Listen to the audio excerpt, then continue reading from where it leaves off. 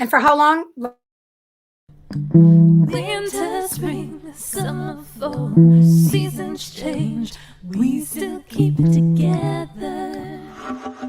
Hey Beverly Hills 90210 fans, are you ready to dive deep, episode by episode, storyline by storyline, character by character, as we break down the making of your favorite zip code, with your hosts, Charles Rosen. Did I say that? Yeah. Harry All this Mullen. heinous thing about the real person, and we're going, what? We're getting rid of this guy. Pete Ferrero. I'm feeling wonderful. Kathleen looks TV crush-worthy. Like so many special guests. And all your questions. Live on the Beverly Hills 90210 show. Oh, yeah. Everybody dance now. Okay, long intro, sorry. Welcome to the Beverly Hills 90210 show. I'm super excited because we have Josie DiVincenzo here with us, who was Pia Swanson in Beverly Hills 90210 in seasons 9 and 10. And this is really exciting. I don't even know how we got connected. I've probably been stalking you for a while. I'm amazed. Yeah. It's fun. Actually, I do know you commented on a friend's Insta post about something, and I saw, to be super honest, I saw the little blue check mark. I was like, oh, who's this person?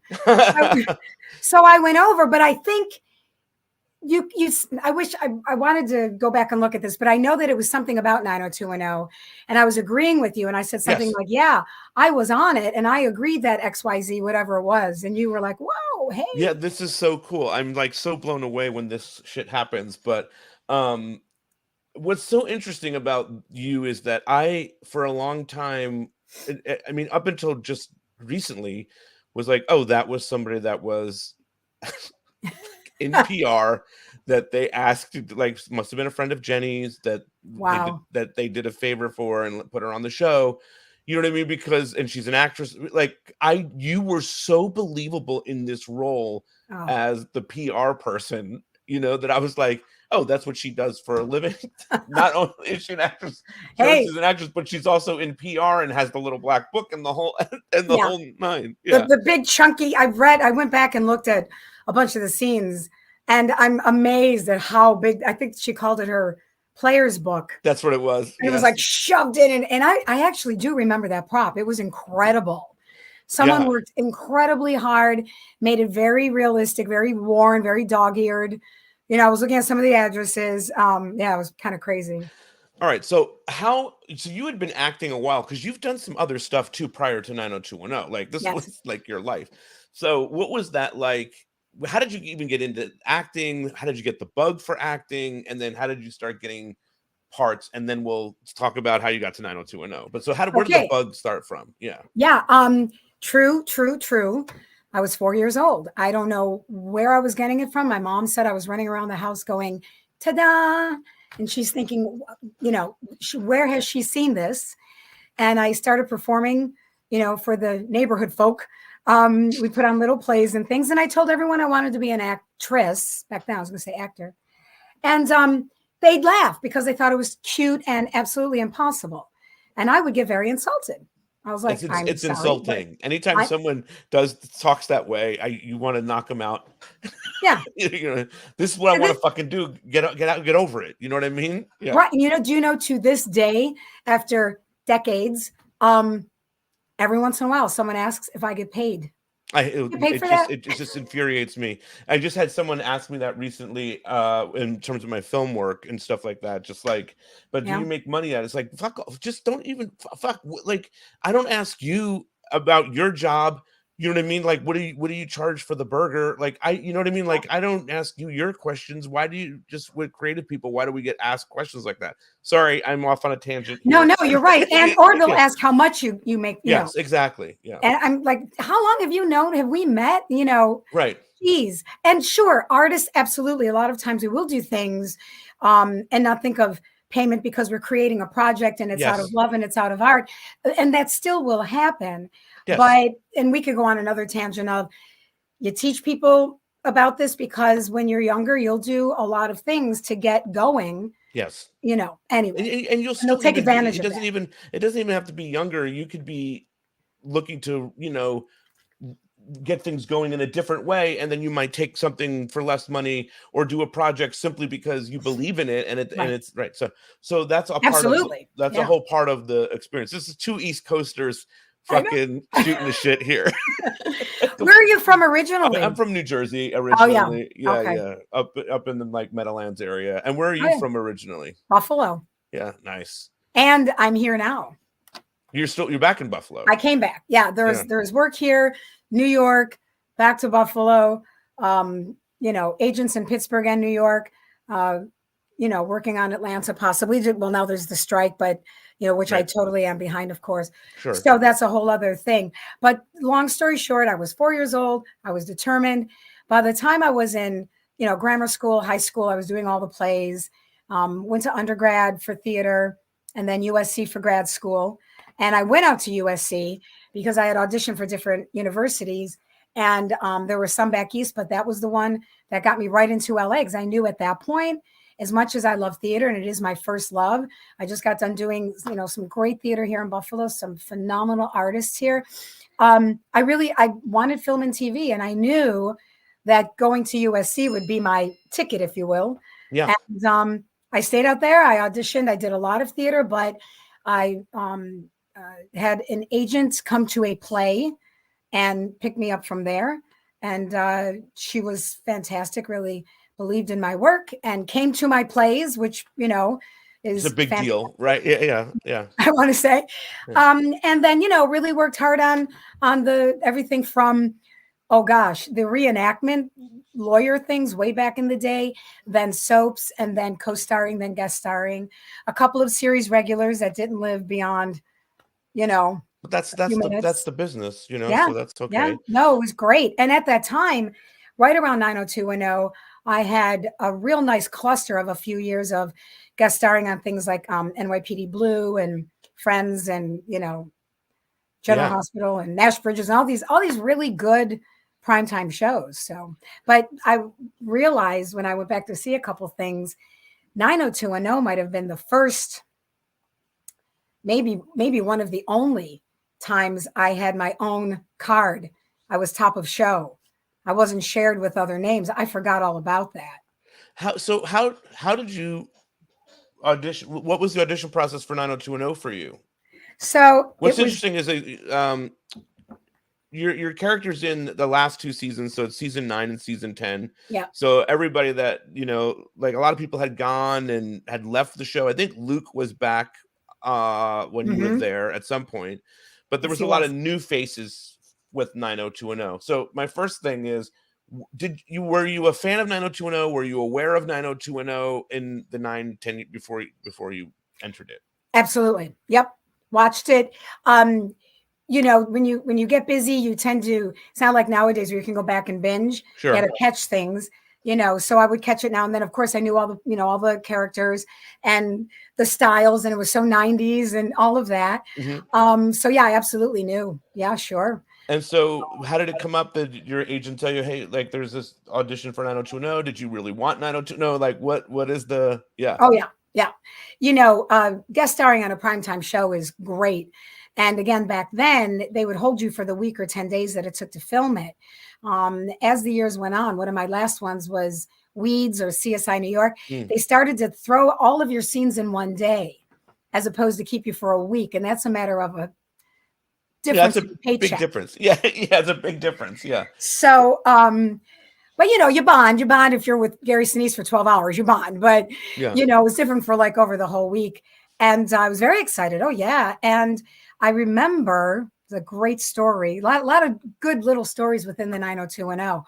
I knew it was for the Publicist, and I saw the sides, and you go in person back then, and I'm going to be saying back then a lot. And before I went to the audition, and what I thought were hip 90210 clothes. Okay. Yeah. And the casting director, who I'm very embarrassed, I meant to look him up. There were two of them, a man and a woman. They were both great. He, right there in the audition, said, great, I'm going to be calling you back. Now that's great when they tell you right in the moment. That's huge. Yeah. And the thing you usually do for a callback is you wear the same clothes because they like the vibe. The clothes bring in the vibe. And a lot of times if they're going to tape you and show it to a producer, they want to say, oh, the one in the red sweater or the one in the blue coat. So and then if you show up in another color, it's like, where's the girl in the blue? Right. Yeah. And to be fair, if you're seeing so many, I would do that myself, Same. just like, Yes. So, and I know you're a producer too, so you get that. So, but at this one, he said, I would like you to dress like you look like you're part of the whole cast. And I kept thinking, okay, I didn't. And he kept trying to say that without telling me what to wear. So I went to the Glendale Galleria right after that. And I got this really cool car coat, black down to the knees, fitted. And the inside was this leopard print.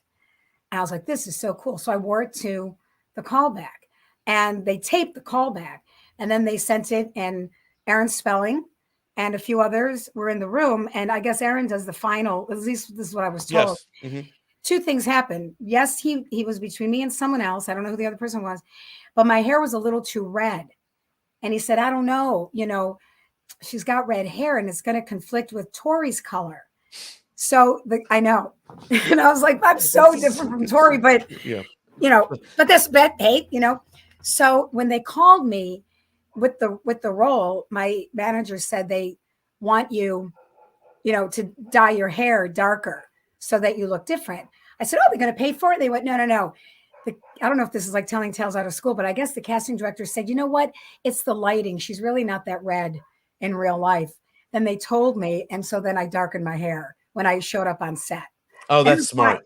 Yeah, that was smart. That was very East Coast of you. But I mean, wasn't that lovely of them too? Yeah. And thus started my hair is so dark in that show. But that's what started. I never went back.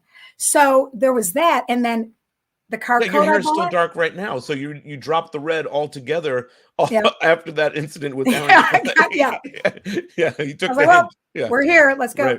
Right. And then the car coat that I bought from Glendale Galleria. What was that store? Which is, by the way, a great spot. I mean, it's still there. You know what I mean? It's so many great things in there. Food. I would imagine. Yeah. I love that. I did. I love that gallery. Mm-hmm. They ended up, you're going to love this. What was my first wardrobe? The same coat, but in red. The exact same coat that I bought for it. That's so wild. I was like, are you kidding me right now? Yeah. So that was a good purchase. Yeah. That coat. Totally worth it. And then I really enjoyed working on it. I was there for 4 different episodes. I really saw sort of the same people. I always saw Jenny. I saw Tori a little bit. I mean, a lot in the first episode, but then later on when Jenny came to work for me, and I worked with Vanessa Marcil on a couple of scenes. Yeah, I mean, so let's talk about the first episode, which is such a weird episode, that leprechaun episode. Yeah. But your bit is the one is everybody is interested in, because you're going to do this opening and this whole party. So you were a fan of 90210. You were aware of everybody. What was it like walking onto that set and seeing the Peach Pit After Dark, all these kind of iconic places? What did you booked it? So amazing. It's sort of the same thing as when I got on ER. You're inside the thing that you've been watching. And by now, because of theater and other films or TV things I did, I was a little more aware of, obvious it's a flat or you go behind it and it's a set. But the thing that always happened to me is something switched in my head. And I was like, okay, I'm working now. We're here. Let's go. This is what we're going to do. This is great. And then the other part of me is like, this is so cool. I'm in the Peach Pit having fake, well, it was real food, but you don't really eat it. And there it is. And, and there it is. And it's kind of like you shift into the work mode into doing it while you're appreciating it back here somewhere, in your brain. Was there anybody that you built the Publicist character around, or how did you become the Publicist? How did you find her? Because as I said, up until maybe a few minutes ago, I thought you were a Publicist. I'm just kidding, but you know what I mean. You're very believable in the role. So where did that did that sort of come from? You really have to go back to the writing, whether it's theater, film, TV. the first thing you really have to do is kind of get yourself tapped into the rhythm that the writers are dealing with. And when I watched them back to back, yesterday I kind of just like scrubbed through and found myself. They really wrote her well. They wrote her like what you would think a typical, full of herself publicist, yet successful, a little dismissive would be. And you kind of combine that with an imagination of what someone like that is like. I also had my share before I got with, the wonderful manager I was with for a while, of dismissive people in interviews. Yeah. They're there. And while it hurts when you're an actor up and coming to feel dismissed by people in interviews, agents, etc., you kind of soak in their behaviors. So what you do is you combine the imagination, of what's on the page and what you're imagining with real life experiences. And then you try to tap in and model that. Also, she was a lot of fun to play. Yeah. I mean, I could tell. Okay. So yeah, I mean, and you, but all that experience worked out because she becomes an iconic character on the, that word gets thrown around a bit, but there's other people that are in that same episode that did other things with Dylan or whatever that maybe aren't as memorable. No offense to the other actors, but thank you. But the role of the publicist is something that I know that we all remember. It's because of what you brought to. Thank you. That's awesome. When you're in it and doing it, and this is true of a lot of the theater roles I've had lately that were really heavy lifts. You roll up the sleeves, the work's in front of you. You're always thinking, you're always working. You're trying to absolutely communicate with the other person as if it's really happening right now for the first time. All the acting technique that and then you go back and look at it. So, and it was a really good atmosphere too. People were doing what they loved. I really liked working. I remember some of those directors. That was also the first show that when they said, print it or whatever, I kind of was like, And usually as a guest star, you don't get to do it again just because you didn't feel you had it. Right. They're losing daylight or they got to do. But this one director said, wait a minute, Josie's not happy. I was like, wow, I've arrived. They're actually asking me I can do it again. All right, so let's talk about the cast of characters that you're going to walk into. Did anybody come up immediately from the cast and introduce themselves and say, hey, welcome to our world? Brian Austin Green was adorable and was very complimentary and funny and great. He was immediate. Vanessa Marcel, because I worked with her on General Hospital. Mm. And she looked at me, she goes, I recognize. I was like, I know. I had a couple of good days on General Hospital, enough where I, again, was supposedly a makeup hair person who was hiding a tape recorder to tape her and Jax having an argument. And Vanessa actually holds my arm like to threaten me because she found out I was doing that. So we had like a little intimate thing for GH. So when I saw her, whether I think it was a year or two later or something. So she was great. I ended up hanging out with her on set. Tori was adorable. And Jenny too was nice. But that was about it. I didn't really get to. Did you see Luke or Vincent Young? No, I think I met Luke for a minute because he was in the one called Eddie Watkiss, yes, which was about his dad, yes, and Doc Martin as well. And I think he came in. Was it Vincent or he came in while I was leaving the Peach Pit? So you kind of see them and they're cool and they're nice, but I didn't get to like really meet. I think I spoke with Ian once as well. Cool. Yeah, I mean, he seems to always be from what I've heard, incredible. Ian. Yeah. Well, let me ask you this, because this season, there is a whole, I don't even know if you're aware of this. It's an old controversy, but either it's season 8 or 9, Jessica Alba was a guest on 90210 as a guest actress as a younger kid. And she says that there was a rule on set that you cannot look Jenny Garth in the eye. Did you have that experience with Jenny, that someone tell you don't even look at her or anything like that? No way. Absolutely not. That I would have felt like well, are we acting here? I mean, we got to be really talking to each other. Right. No, that's interesting. She really was told that? Either that or don't look I don't want to specify Jenny, or don't look the actors in the eye. I mean, she came out and said that that's what she was told. Wow. Well, I don't doubt that she was told that, but no, I was never told that at all. They became executive producers, I'm pretty sure, early on. I don't know exactly when. And I remember we were in Van Nuys right near the airport, and we had to hold for the planes a lot. Right. And, you know, at one point, I don't want to say who, but someone did say whoever chose this location should be fired. And I don't know if they were kidding or passively aggressive, kind of wanting to get that out there. It was a cast member. And I remember the extras looking around, the background players going like, oh, you know, dude, that's really scary. But they were a little frustrated. So maybe it was frustration on set and someone just said, don't. Because, you know, I was fortunate enough to have, like I said, a few series regulars. One got on the air, not, you know, for very long. And you can be approached by people who want to really pick your brain, and they want to be actors too, and they want to rearrange it. Yeah.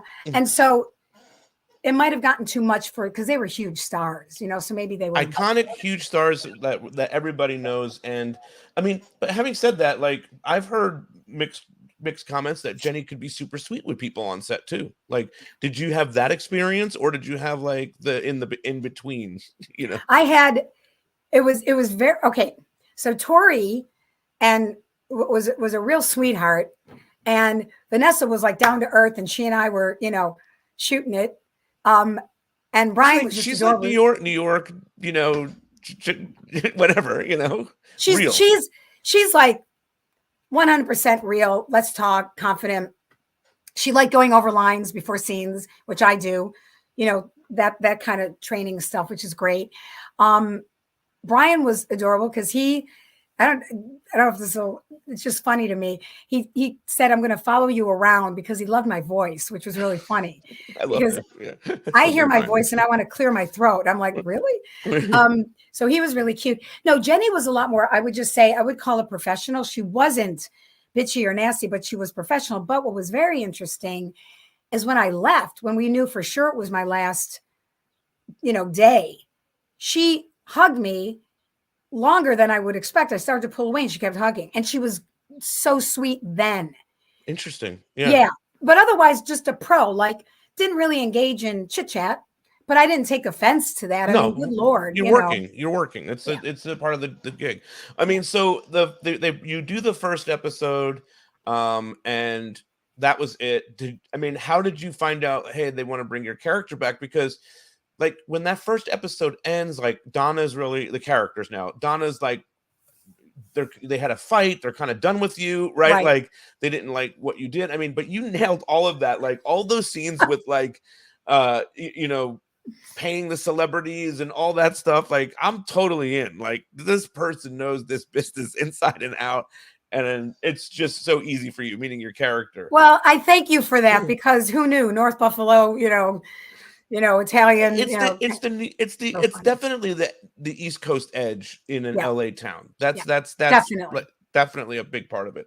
So anyway, the character is kind of written off like as a one-off, right? So how did you get called back in season 10? Like, hey, they like this idea of doing more with you. I remember I was driving somewhere at night in LA. I'm remembering the freeway. I almost want to say I was going through a toll. So where the heck was I going? You know, not a freeway. And my manager called and said, they want you back. And it was months later. I was like, really? Because I felt the same, you know. What can I do now? Right. Yeah. And that is really, you know, I've been fortunate. Was it Becker? One of those. Where, and also, oh God, I'm like dropping names, but what? No, it's fine. I like when you do that. Yeah. Okay. Not 24 as well. 24 Becker and 90210. I remember them saying, you know, you could be back. This was like from a producer or like someone on set saying, it's the kind of character. But 90210, no one mentioned that, nor did I expect them to, because I agree with you. I read the script and it seemed like, oh, what are you going to do?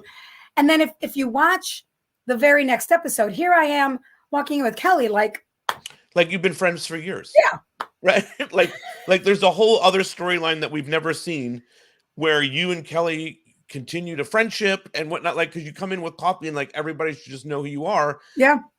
Oddly enough, we do, which I don't think can be said about a lot of guest actors that just like come in to do something in those seasons. Like, I feel like, yeah, I know who that is. Like, I knew who it was when you walked in, when you walked on. Thank you. I mean, again, you just these characters. She really was a fun character. I think, again, the writers and the concept of her, they nailed it. But I definitely, the funny part is I have a good friend who plays a lot of bad guys, and I play a lot of girls on the other side of the law. And Pia's in that spoke. I always say, like, the axle is the wheelhouse, the wheel literally, and then the spokes are, if I play, a single mom or an abused person or someone on drugs or somebody with a gun or a publicist, they all come from that nut of being a strong woman who can be vulnerable, who can be insecure. So the funny part is one of my dearest friends who plays a lot of bad guys is one of the nicest people ever. And you're like, how do you pull that switch, But I mean, it's interesting. So when you came back to set this time around, what was it like? Were they like old friends at this point now, or? You know what? I always remember being welcome and everybody being really nice, but professional too. So I can't say they were like, oh, wow, hey, but yeah, I mean, I'm not remembering. I'm sure there was a little bit of, oh, you're back, like Vanessa for sure. And then the funny part is Tori, after these 4 episodes, after 90210 ended, she got a sitcom pilot and I got cast on it. And what's really funny is when we broke for lunch one day, I remember her coming over to me on the bleachers, almost like she didn't really know anyone else yet. It was really interesting. You're talking about on the new show that you were on the new show, because you would think, oh my God, but it's Tori Spelling and everybody knows her. But she's very, very humble. I mean, these actors, like you were saying, their characters became so iconic that it's so easy to be surprised that they're nice. And they all are. I mean, I don't have a negative thing to say about, from doing this podcast, I've met all of them for the most part, and they all are super nice. Brian is the kindest, probably, but I mean, not that I'm judging, but like, you know what I mean? And Lindsay Price, who you probably met, that who was Janet, you know what I mean? Somewhere in that is one of the sweetest people I know. So, I mean, like, they're all very nice. Tori is very sweet. Jenny's very sweet. So, yeah, I mean, I'm glad that you had that experience. I did. And then I was remembering the fashion show when the guys had to save, there I am painting my nails or not helping them out, but I'm there. And then during the fashion show, I'm nowhere to be seen, but I remember watching it. I was on set that day and I did sort of meet, all of them. They were great. I think they were, they knew they had something really cool and they did a good job. Your last appearance is in the last season of the show. I don't know if they knew that then, or if that was there a vibe on set, like this is coming to a close, that this is, this is over. We're wrapping. We're in our last 10 episodes. And also a couple of the episodes for that last season are very like hard hitting. Yeah. There's the one with, you mentioned Doc Martin with, where they kill off one of the characters that had been there for 10 seasons. And there's all that stuff with Vanessa. It was really well done. I ended up getting sucked in when I was watching that episode. They did a really good job. Yeah. And then there's all that stuff with Vanessa and Tori, or Donna and Gina, so there's like a lot of stuff. And I think another reason why your character becomes sort of iconic at the ending is like, there's all that heavy stuff, like all that heavy lifting of like really deep stuff. And then there's your stuff with the getting the party together, all this kind of like, she's going to come work for you. And it becomes like, I want to know more about that because this other shit is so heavy. Do you know what I mean? I remember feeling a little awkward that my character was helping the petition to go against gay clubs in high school. Well, I was going to ask you about that. So, of course, that makes sense for your character, right? For her to be like, totally can sell out that way, right? Yeah, and nowadays you absolutely would not choose that over the money. Many people would not. Many still would. But Yes. what I had to do was justify. Just like, when I played Lady Macbeth. I mean, you have to justify these Actions. You do. And you got to justify. And I justified it that it didn't matter to Pia whether or not this was right or wrong. It mattered that the company coming to them was paying them for a service. And she even says to her, we're paid to talk about it, not to take sides, basically, to sell something, not to judge something, I think was the line or something like that. So, yeah, it was interesting. And I'm glad that, that Kelly took her stand or whatever, but it was an interesting point. And to answer that question, during the filming of it, I'm not so sure that I knew that it was really definitely their last season, but I remember very shortly after we did learn that, because there's always a mention of you coming back. I mean, you've been here 4 times now, Right. But that was it. I mean, that show was, I mean, maybe you could have, I mean, there's always a world in which Kelly can, if that show continues, where Kelly continues to work for you. You know what I mean? I think that's not out of the realm of possibility, but they wrap it up because it's like the show's coming to an end anyway. So that's where that is. Or she could have had her own publicist, company on her own, and then we become rivals or something. There's definitely was room to do more with you. Yeah. There's the whole other episode with the fire and all of that stuff. Do you remember filming some of that? Oh yeah. I loved the lines they were giving me, like with the twinkle lights, and Kelly's like, that makes me nervous. I'm like, oh, please, Yeah, exactly. Just having fun with it. Like, I'm so, I mean, she's so obnoxious. I also remember, I don't think it was that episode. It was somewhere where Luke's character, I forgot Luke's, what is he played? Dylan. Yeah, Dylan says, oh, that annoying woman, like I was referred to as the annoying woman. I love this scene with you and Vanessa where you call her, I forget what name you call her, but you don't call her Gina. You call her a different name. I call her Gidget. Yeah, you're like, all right. I have to tell you, I did my homework. I don't think I would have remembered a good portion of this stuff unless I went back and watched. But Gina or Vanessa, it feels like she authentically laughs at you calling her the wrong name. She was so authentic. She's such a good actress. Yeah, such a good actress. Yeah. And I think her and Brian were dating at the time of this. You know what? I think I knew that after. I got you. Maybe I knew it during, or I knew it in between, or something. Yeah. So mostly, when you look back on this recording these episodes, what comes to mind? Like, what did you think going down memory lane with this? I loved the clothes. I loved what they did with my hair and makeup.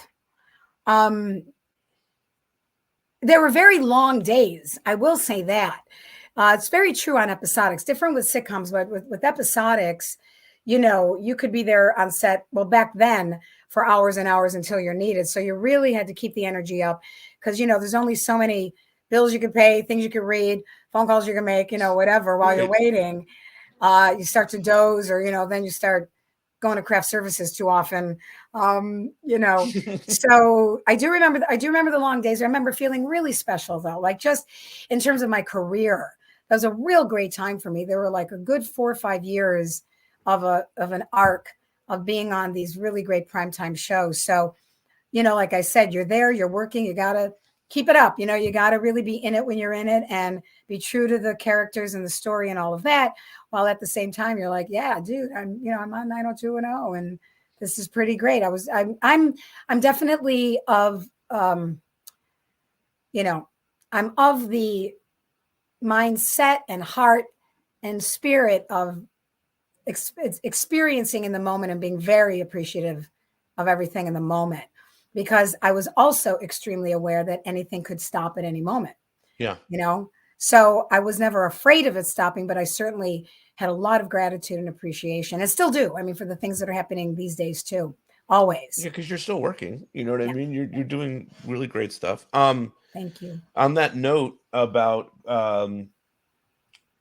gratitude or whatever, I mean, and about working, as a working actor, being here in LA, at that time, I'm sure it was competitive, and I'm sure there were times when you were like, I don't know if I'm going to do this. I don't know if I'm ever going to get a job again. Right? Those kinds of intrusive thoughts always come into play. How did you handle some of that stuff? What do you do? What is your process as an actor or as a creative? I think I've been blessed with cockeyed optimism. And because if you look at the resume, you can say, wow, you know, she works a lot. But that's over how many years, right? There might have been 1 year where I guest starred on something 3 times, and that was a lot for my journeyman, you know, level, if you will. And there were definite highs, you know, like being on 4 different episodes, or, you know, depending on the show or the ratings or this, that, and the other. But I did theater all the time in order to keep my technique really going, you know, keep the chops sharp.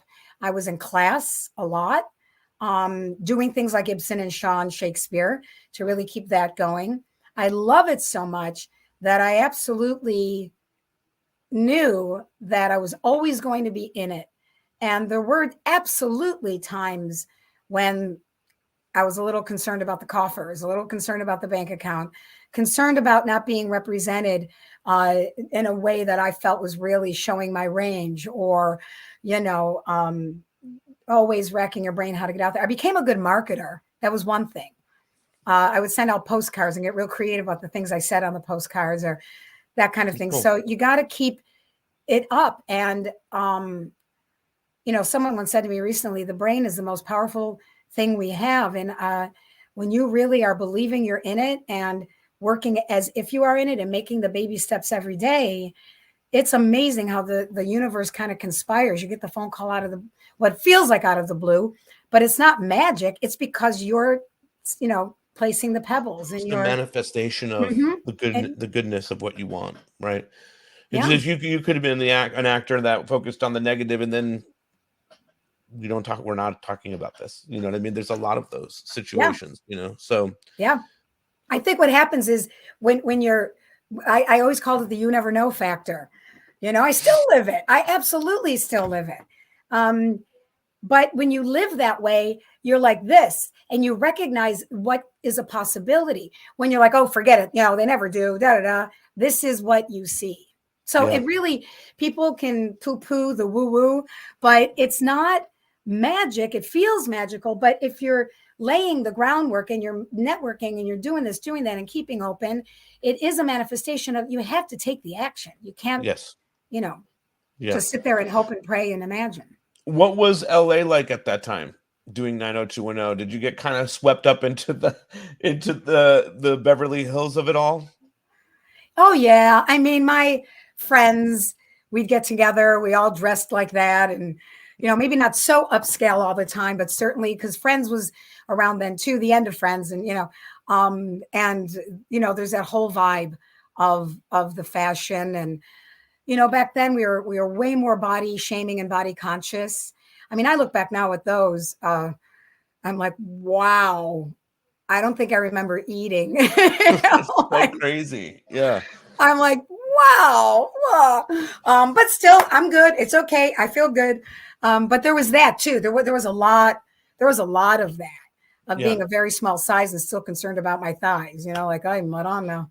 You know, and I've had that a couple of times here on this podcast where people said that about even the girls on that show, that they were so thin, and they were so worried about that. Did you get that? Did you feel that? Yeah.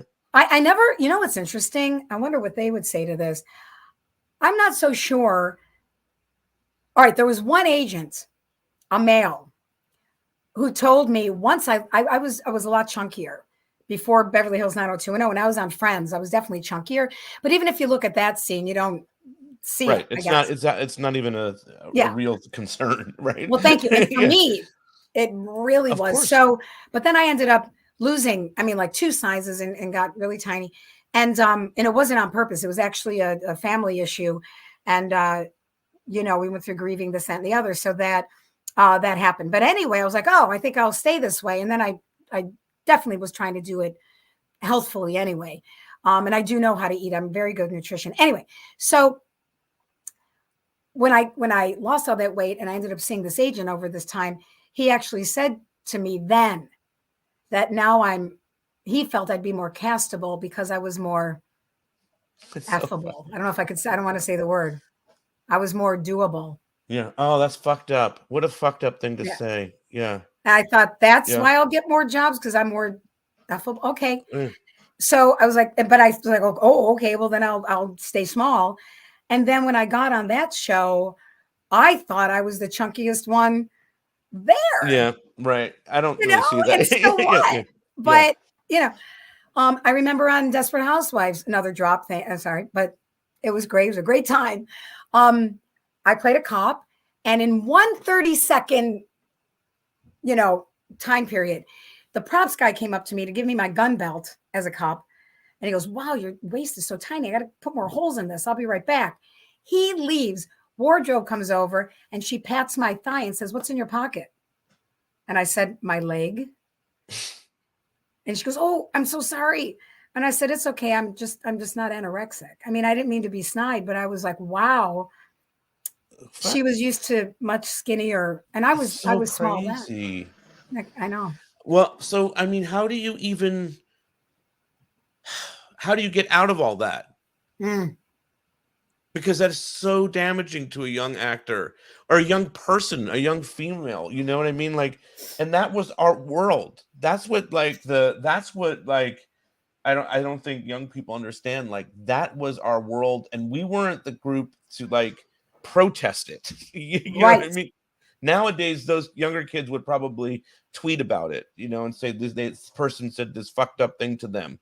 Oh my God. But so how do you internalize all that as a young actor? And then how do you get past all that? Well, I'm not to get way down a rabbit hole and heavy. We're there. So okay. Yeah. Well, let's get a little heavier. I had an eating disorder for almost 9 years. I was bulimic, and I was bulimic when I was heavier. And I couldn't lose the weight because I was bulimic because I was screwing up my metabolism so badly. Right. I wanted to be thin like everybody in LA when I got there, and I wasn't. Now, if you looked at me back then, most people thought I was a little crazy, but they weren't getting on these shows with these really thin, beautiful women, by the way. I mean, Vanessa, I just, my God, I was obsessed. I was just like, that woman, and she was healthy and gorgeous. So it isn't like they were all anorexic and hurting themselves. It's just that I came from DNA, and genes and, sausage curvy and peps. Italian. Sausage and pep ravioli. I mean, I got it. Oh my God. Eggs and peppers and eggs. Yeah. Exactly. Yeah. So it became a real problem. But I ended up having people in my life who cared about me in my family very, very much. And also people in my life who are also very spiritual, and some of them family members, that I really was guided to go back to myself and really appreciate myself and stop slandering myself and understanding. My brother and sister are really, really instrumental in helping me with that. And I started learning about food. I started learning if I had an Oreo, I didn't screw the day. So I want to have the bag. And then tomorrow I'll be good. And I stopped saying good. Food does not have a moral value. Food is not good or bad. Right. You ate the pasta and you had the cannoli and you enjoyed it. Exactly. Yeah. And you might feel sick and like, oh my God. Well, then you don't do that the next day. Right. You can't do that every day that week. Right. Yeah, right. Unless you're home for Christmas in Buffalo when you live in LA. That was tough. So it was that. And then this is the big thing. What I learned once I did lose the weight and then kept it off healthfully, it's amazing how many people really cast aspersions on food, see you eating healthy, they feel guilty, and then they start pushing food on you. You're not going to eat that? Oh my God, what are you doing? And I would say after a while, I would get real defensive. I'm vulnerable. I'm an actress. I'm sensitive. So I was like explaining, till I finally realized, oh my God, they are looking at my plate and it's reflecting back on how they feel about themselves. And then I finally said, I don't look at your plate and go, you're eating all that. Why are you looking at my plate and going, you're not eating that? They were pushing it because they wanted to feel better about themselves. And then I had to start almost giving them therapy. Like, it's really okay. Enjoy. Don't worry about me. I'm not judging you, Exactly. I'm curious, what would you say? I was going to say a young actor, or actress, but I mean, it goes beyond actresses, right? I mean, this is the world that we are in, and people struggle with this. What would you say to someone that's going through it? What would you tell your younger self that's going through that? What would have gotten through to Josie back then, right? What would have gotten through and what finally got through actually came from Larry Moss, one of the best acting coaches, teachers, actors himself, directors of the art, is you're enough. When he said that to me, it was about my acting, because I didn't believe that if I just lived in the moment and experienced it, that it would be believed. I felt I had, and this was before all this work started coming to me.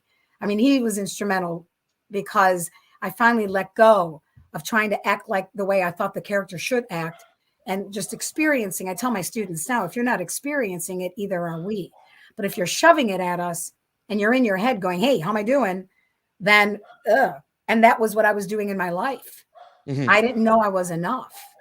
Yeah. That right here, right now. And how people, listen to how people, if you need validation, listen to how they're reacting to you. It was a real self-sabotage that came from being a chunky little kid and being told I was, So it's about really knowing that you are enough and also seeking validation in a way, right? Like, about where do you seek that, and how can someone teach themselves that they aren't enough? It's hard. It's crazy hard. It's different for different people. That the topic that we're in is different for different people in different ways. It might not be food oriented or weight oriented. It might be in different. It might manifest itself in different ways. Relationships. Yeah. Totally. You absolutely can get stuck again and again and again thinking you're in love, and really what it is you're needing to be approved of by someone who's not right for you. But if they approve of you, then you feel validated. Right. It really does come back to that, as opposed to recognizing it's all right. Someone's not right for you. Doesn't mean you lost a game, and it's so hard. I think what happened to me, to be really honest, is I got so sick of feeling horrible and sick. Bulimia is an incredibly disgusting, horrible, self-sabotaging, ill thing to put you through. And that's why it took so many years. It was very gradual to get over. You have to grow spiritually and psychologically, and you have to work on your relationships. And you're right. It wasn't just about food. That behavior was everywhere in my life, which is why having an acting coach recognize, he didn't know I was bulimic, but he recognized that part of me that probably brought me, to the eating disorder. No, it's not going to be. Here's the other thing.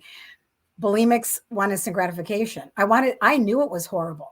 I think the difference between that and some other diseases is you don't recognize that you have this disease. Most bulimics recognize something is terrible and they want to change it, and they want it to be gone by tomorrow. Right. And it's not going to be. You got to do the work.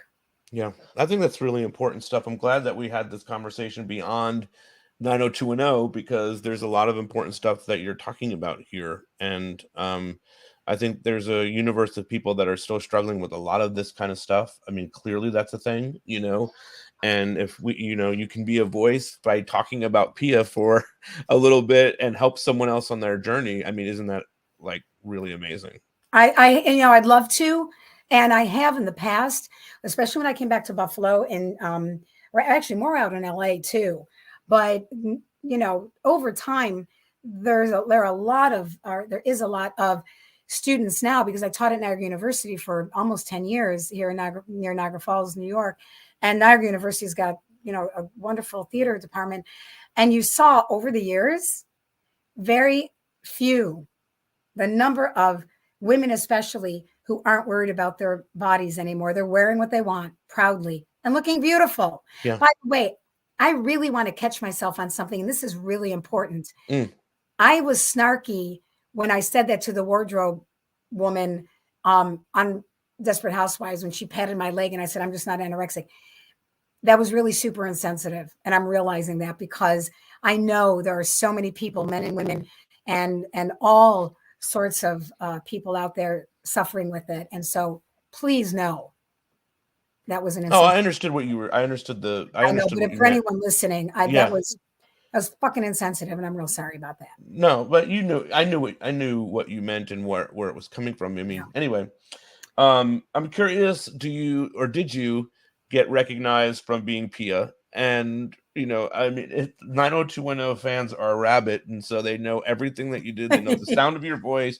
They're wondering if you have the black book on you when you go of the player's book or whatever. I mean, so did you get recognized from 90210? I'll tell you about that player's book. I'm sorry I didn't know that was the last episode. I would have wanted to pilfer that thing. I would have loved it. Gone, hey, look what I have. You know? Yeah. Yes. So great story. I mean, this is such a wonderful long interview. I don't know if you. Yeah. I mean, this is turned into more about everything. So I'm so happy. I'm glad. And I love talking to you. You're awesome. Thank you. So I, as I said, did a lot of theater in LA, and I got a role in something called Naked Will, which is, I love this. I want to do it in Buffalo. I want to bring it here. It's about William Shakespeare and how his book of sonnets was found by Oscar Wilde. So it begins with Oscar Wilde talking about finding this book of sonnets. And as he's talking to his friend, another actor, we come out as Shakespeare and the Dark Lady and Burbage, who was an actor in Shakespeare's day, and kind of act out the scenes that Oscar Wilde is talking about, he thought might have happened because he felt that the Book of Sonnets was dedicated to a young man. And now it's known that most people are pretty positive in the rumor, if it is even one, that Shakespeare is bisexual, etc. So it's a really cool play.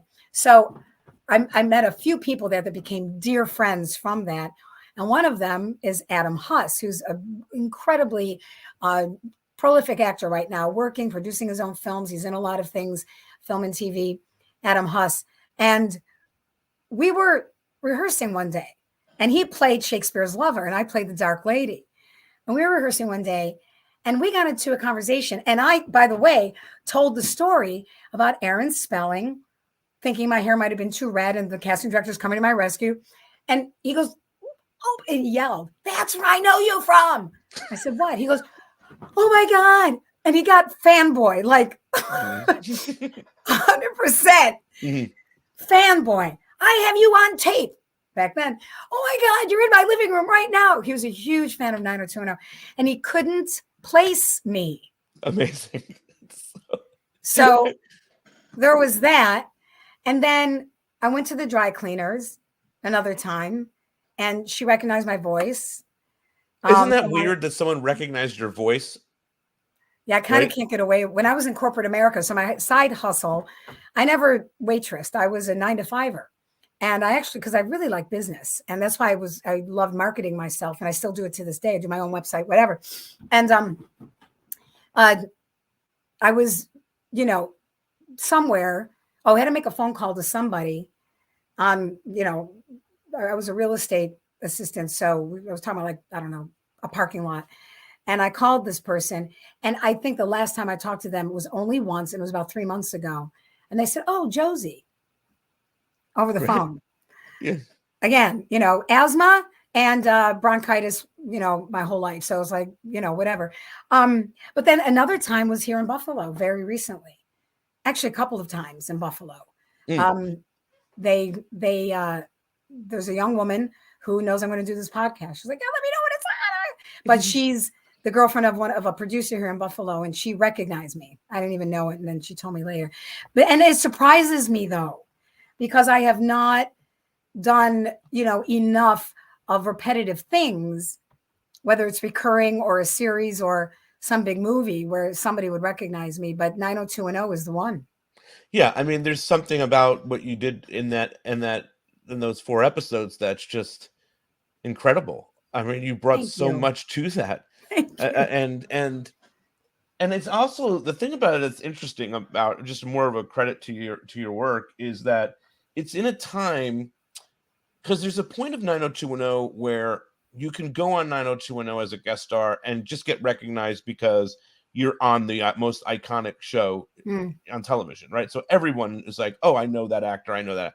But you're at a time of this series where it is winding down, and the show is not as, maybe the episodes aren't as memorable as Donna Martin Graduates, right? Or something that is from the past. But you are still memorable in the period of time where it's not as memorable, if that makes any sense. So thank you. It's a testament to what you brought to the character of. It's so lovely to say, though. Thank you. It's very true, though. I'm not just like, it's just something that you should know.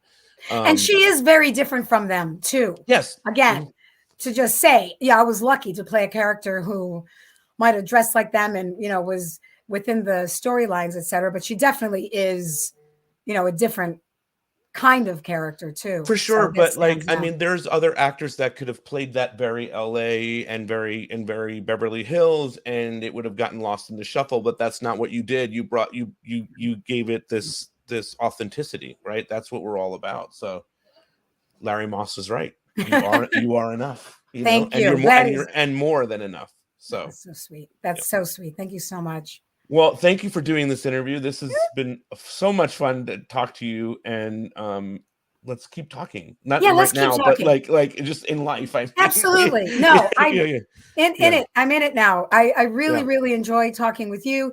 This was a real bounce in my step. It was real fun to go back and really appreciate again all over again on my time at that point. And I love talking with you. These 3 shows Italians were in trouble. Let me ask you a question. So if people want to follow you and what you're up to, what is the best way the 90210 fans can follow your life? I'm on Instagram. So I'm a Joseph Phoenix 1, and I could spell that out, but really probably if you search for me, you'll see that. Yeah. So Joseph search her on Instagram, and you can follow all of her. And then I've also got a website, josiedivincenzo.com. Are you working on anything now that should be excited to see soon? What's going on?